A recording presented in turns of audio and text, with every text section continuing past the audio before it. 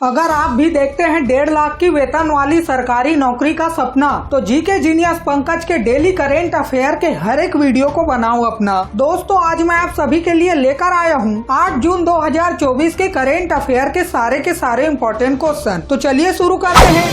आज का पहला सवाल आप सभी के स्क्रीन पर है। हाल ही में नीले रंग की चींटी की नई प्रजाति की खोज किस राज्य में की गई है? ऑप्शन है असम, सिक्किम, मेघालय या फिर अरुणाचल प्रदेश। अगर आपको इस सवाल का सही जवाब पता हो तो हमारे कमेंट बॉक्स में इसका उत्तर जरूर बताइएगा, और अगर न भी पता हो तो तुक्का लगाइएगा।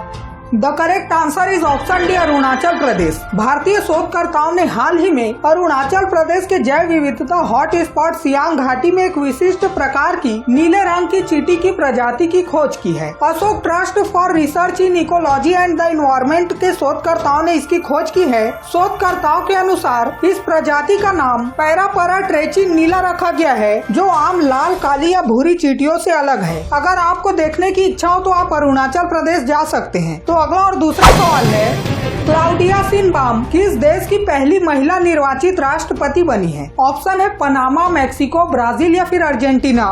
उत्तर है option B, Mexico. Claudia Sheinbaum Mexico की पहली महिला निर्वाचित राष्ट्रपति बन गई है। सत्तारूढ़ मुरैना पार्टी की उम्मीदवार क्लाउडिया शिनबाम को नेशनल इलेक्टोरल इंस्टीट्यूट द्वारा मैक्सिको के राष्ट्रपति चुनाव का विजेता घोषित किया गया। 61 वर्षीय क्लाउडिया शिनबाम मैक्सिको सिटी की पूर्व मेयर है। तो अगला और तीसरा सवाल है, हाल ही में किस देश ने इजरायली पासपोर्ट धारकों के प्रवेश पर प्रतिबंध लगा दिया है? ऑप्शन है मालदीव, भारत, नेपाल या फिर Bhutan.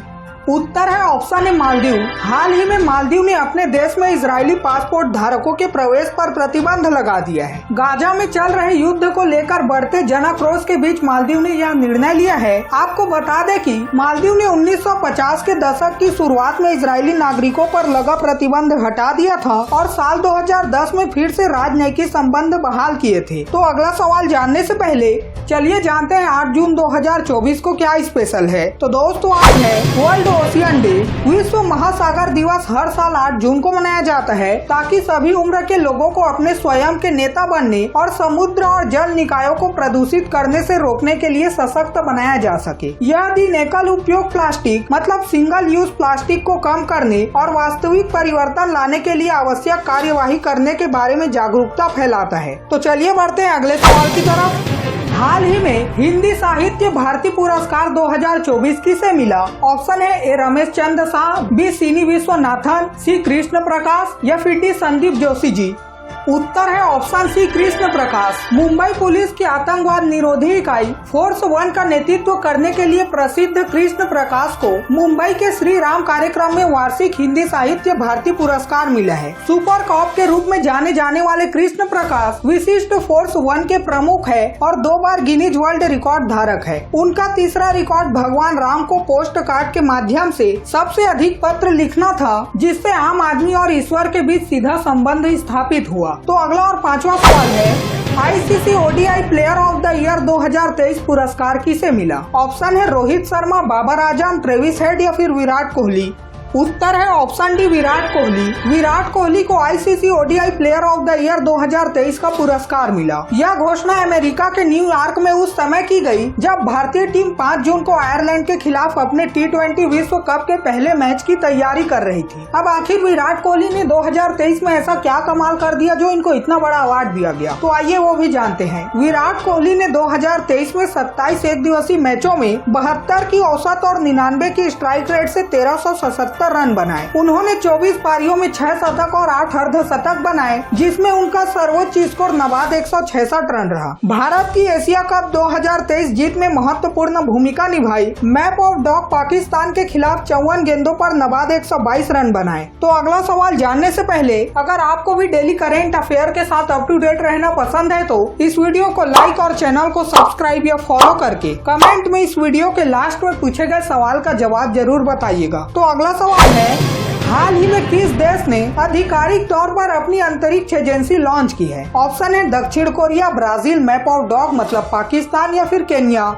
The correct answer is option है साउथ कोरिया। दक्षिण कोरिया ने हाल ही में आधिकारिक तौर पर अपनी अंतरिक्ष एजेंसी लॉन्च की है। इसका उद्देश्य एरोस्पेस क्षेत्र में नीति और औद्योगिक विकास को बढ़ावा देना है। दक्षिण कोरिया ने इसे कोरिया एरोस्पेस एडमिनिस्ट्रेशन मतलब कासा नाम दिया है। दक्षिण कोरिया ने साल 2032 में अपने पहले चंद्र मिशन की योजना बनाई है। अब देखते हैं सफल होता है कि नहीं। तो अगला और 7वां सवाल आप सभी के स्क्रीन पर है।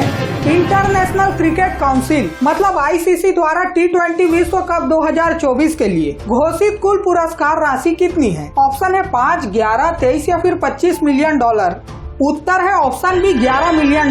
इंटरनेशनल क्रिकेट काउंसिल ICC ने 2024 T20 विश्व कप के लिए $11.25 मिलियन की रिकॉर्ड तौर पुरस्कार राशि की घोषणा की है, जिसमें विजेताओं को कम से कम $2.45 मिलियन मिलेगा, जो टूर्नामेंट के इतिहास में सबसे अधिक पुरस्कार राशि है। उप विजेता को कम से कम $1.28 मिलियन मिलेगा, जबकि हारने वाले सेमीफाइनलिस्ट में से प्रत्येक को $7,87,500 मिलेंगे। जो टीम दूसरे दौर से आगे नहीं बढ़ पाएगी उनमें से प्रत्येक को $3,82,500 दिए जाएंगे तथा 9वें से 12वें स्थान तक रहने वाली टीमों में से प्रत्येक को $2,87,500 दिए जाएंगे। 13वें से 20वें स्थान पर आने वाले प्रत्येक प्रतिभागी को $2,25,000 मिलेंगे। इसके अतिरिक्त प्रत्येक टीम को सेमीफाइनल और फाइनल को छोड़कर प्रत्येक मैच जीतने पर अतिरिक्त $31,154 दिए जाएंगे।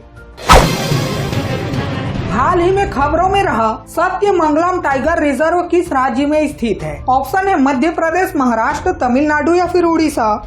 उत्तर है ऑप्शन सी, तमिलनाडु। तमिलनाडु वन विभाग ने सत्यमंगलम टाइगर रिजर्व में 3 दिवसीय हाथी जनगणना शुरू की है। तमिलनाडु के ईरोड जिले में पूर्वी और पश्चिमी घाट जंक्शन पर स्थित यह रिजर्व नीलगिरी बायोस्फीयर रिजर्व का हिस्सा है। यह मुदुमलाई, बांदीपुर और बिलीगिरी रंगास्वामी मंदिर टाइगर रिजर्व से सटा हुआ है, जिसमें कुल मिलाकर 280 से ज्यादा बाघ है, जो दुनिया की सबसे बड़ी बाघ आबादी है। 2013 में टाइगर रिजर्व घोषित किया गया। यह रिजर्व पूर्वी और पश्चिमी घाटों को जोड़ता है और विविध वन्य जीवों का समर्थन करता है।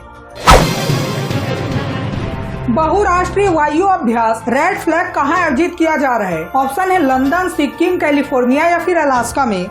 The correct answer is option D, Alaska. बहुराष्ट्रीय वायु अभ्यास रेड फ्लैग 30 मई 2024 को अलास्का में शुरू हुआ। अब आइए बात करते हैं भारत की भागीदारी की। भारतीय वायु सेना ने इस 2 सप्ताह के आयोजन में भाग लेने के लिए राफेल लड़ाकू जेट विमानों को तैनात किया है, जिससे अभ्यास के लिए अलास्का के सामरिक महत्व पर जोर दिया जा सके। अब आइए जानते हैं इस अभ्यास का आयोजन करने का मुख्य उद्देश्य क्या है। इस अभ्यास को एक कृत्रिम युद्ध वातावरण में यथार्थवादी प्रशिक्षण प्रदान करने के लिए डिजाइन किया गया है, जो इस तरह के उच्च स्तरीय सैन्य प्रशिक्षण के लिए उपयुक्त अलास्का की भौगोलिक और पर्यावरणीय स्थितियों के महत्व को रेखांकित करता है। तो दोस्तों चलिए बढ़ते हैं अगले सवाल की तरफ। विश्व तंबाकू निषेध दिवस 2024 पर तंबाकू नियंत्रण के लिए ब्रांड एम्बेसडर किसे नामित किया गया है? ऑप्शन है A, Apurva Chandra, B, PV Sindhu, C, doctor Harshvardhan या फिर डी, सचिन तेंदुलकर। उत्तर है option B, PV Sindhu. PV Sindhu ji को तंबाकू नियंत्रण के लिए ब्रांड एम्बेसडर घोषित किया गया, जिससे विशेष रूप से युवाओं के बीच उनके प्रभाव और लोकप्रियता पर प्रकाश डाला गया। उनकी भूमिका का महत्व क्या है? एक सम्मानित एथलीट और सार्वजनिक व्यक्ति के रूप में PV सिंधु की भागीदारी तंबाकू निरोधी संदेशों को बढ़ावा देने और युवा लोगों के बीच स्वास्थ्य जीवन शैली विकल्पों को प्रोत्साहित करने में रणनीतिक है। यह घोषणा विश्व तंबाकू निषेध दिवस 2024 के स्मरणोत्सव के दौरान की गई, जिसका उद्देश्य बच्चों को तंबाकू उद्योग के हस्तक्षेप से बचाना था। ब्रांड एम्बेसडर के रूप में PV सिंधु की भूमिका का उद्देश्य सरकार की तंबाकू नियंत्रण पहल की पहुंच और प्रभाव को बढ़ाना है तथा तंबाकू मुक्त भारत के एजेंडे को आगे बढ़ाना है। तो अगला सवाल है, बजर बजने के कारण आज की प्रश्नोत्तरी यहीं पर समाप्त करनी पड़ेगी। उससे पहले चलिए जानते हैं कल के सवाल का सही जवाब क्या था। कल के सवाल का सही जवाब है ऑप्शन सी, सिंगापुर। 2023-24 में भारत को सिंगापुर से सबसे अधिक प्रत्यक्ष विदेशी निवेश प्राप्त हुए हैं। तो दोस्तों चलिए देखते हैं आज का सवाल क्या है। किस भारतीय खिलाड़ी ने क्रिकेट के सभी प्रारूपों से संन्यास की घोषणा की है? ऑप्शन है दिनेश कार्तिक, MS धोनी, KL राहुल या फिर भुवनेश्वर कुमार। अगर आपको इस सवाल का सही जवाब पता हो तो हमारे कमेंट बॉक्स में इसका उत्तर जरूर बताइएगा और अगर ना भी पता हो तो तुक्का लगाइएगा। कल सुबह 6 बजे फिर मिलते हैं 9 जून 2024 के करेंट अफेयर के वीडियो के साथ। तब तक के लिए बाय बाय, जय हिंद, जय भारत।